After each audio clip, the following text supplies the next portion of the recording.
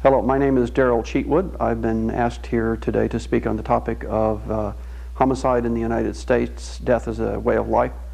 I will be discussing changes in the homicide rate particularly since 1968, as well as changes in the types of homicide that have occurred since then. I will be focusing particularly on the idea of firearms and of a culture of violence.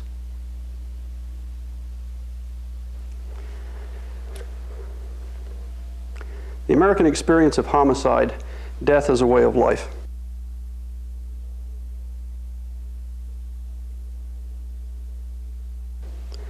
I'm from Baltimore, Maryland, which is a town, small city of about 750,000 people. This year, Baltimore will have about 350 homicides.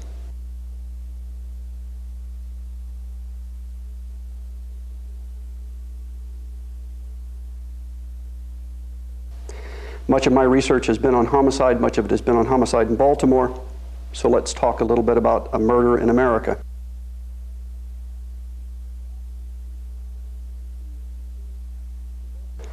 Example number 1.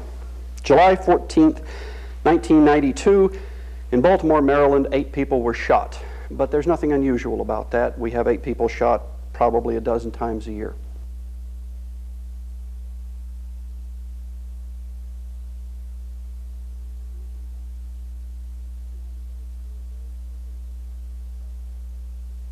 Two of them died. 2 homicides in one day, but there was nothing unusual about that. That happens about 50 times a year in Baltimore.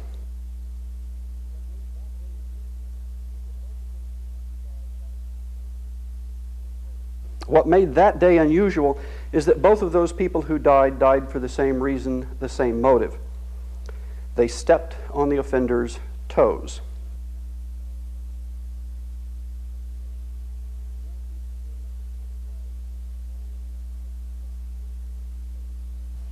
The American experience of homicide is dying because you stepped on somebody's toes.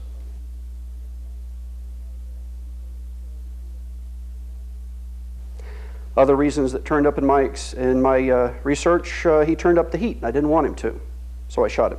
He was talking to my girlfriend. He put his hand on my girlfriend's butt, or he looked at me, so he shot him.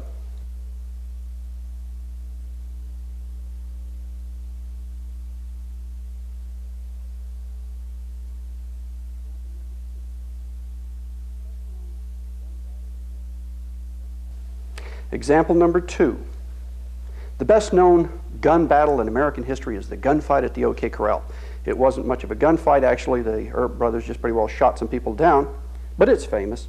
9 men, and in about 1 minute, 35 rounds were fired, 35 bullets.